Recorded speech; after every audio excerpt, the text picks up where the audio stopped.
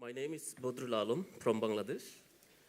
I have expertise knowledge on natural farming, which I actually shared with millions of small-scale farmers and family farmers all over the world. So tell actually, us the way the in-stream make farming and the way peasant make farming, please. And could you contrast both? I am talking about small-scale peasants or farmers, okay. Whatever you can say. It's not big farmers or peasants. And so the small-scale farmers are actually friendly to nature, to the earth. And, agriculture evolved over thousands of years. And this is our culture, our way of life. But unfortunately, it has been destroyed by the transnational corporations in different ways. And they have seized our agriculture in other way, you can say. And they imposed chemical farming on peasant and family farmers. And we are facing lots of problems with the chemical farmings, which is coming from transnational corporations. And they are doing for their interest.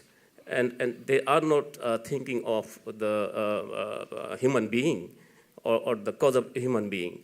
So it's a big problem that we are facing in agriculture. And market mechanism is definitely something which is in relation to business. This is not the solution to solve the problem which is existing at this moment in the globe.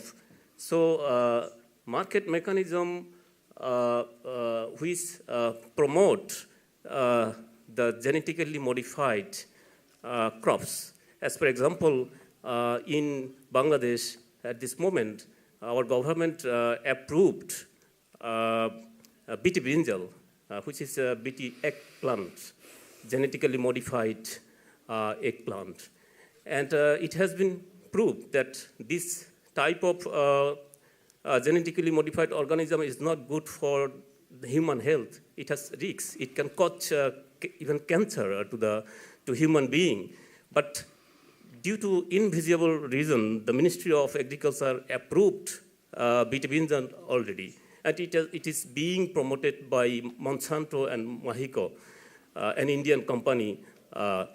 It is also banned in India. The High Court of India issued rule on BT brinjal in India, and it is banned. But it is introduced in Bangladesh.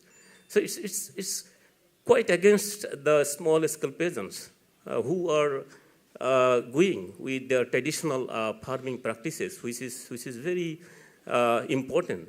And the small-scale farmers are producing very healthy food, ecological food, which is very safe for the human being. But unfortunately, we are imposed with lots of practices which is not ours. That is benefiting the transnational corporations only.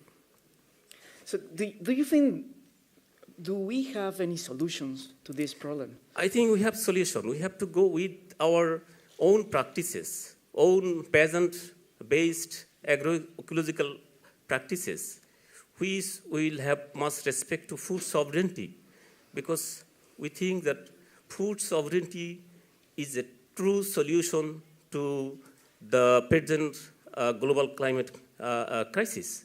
But it is not accepted anywhere. We are just promoting food sovereignty concept as principle, and we are trying to push this principle everywhere. What do we mean by food sovereignty? We think that food sovereignty is something that will allow the small-scale peasants to have the right to land and to grow their own local food, to grow their own culturally appropriate food. That is the core concept of the food sovereignty. So we also put stress on building local market for the peasant community all over the world, not only in Bangladesh. As you know, I belong to be a Campesino. It's an international network of peasants organizations. So we have our common position on different issues. We think at this global, at this stage, we have to promote the food sovereignty concept all over the world to save the peasants, to save the humankind as well. Because we know the whole planet is at peril at this moment. There is a planetary emergency. Everybody has said already. So we need to find the solution that will protect our planet, our Mother Earth. And that is peasant agroecology based on food sovereignty principle.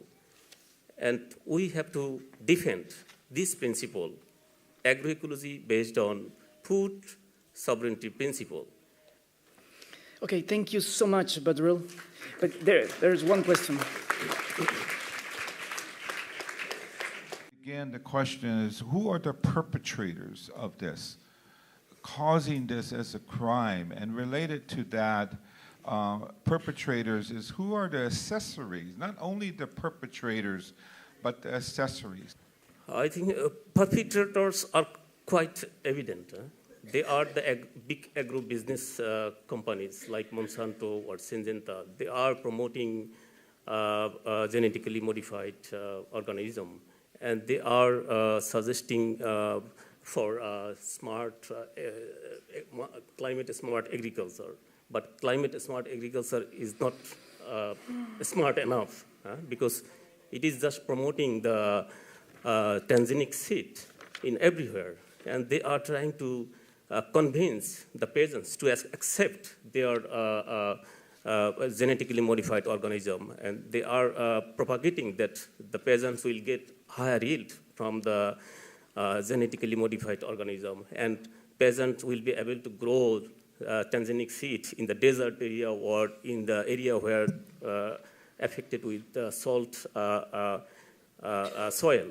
But it is not the fact. It is very much falsified. It has been proved in different ways.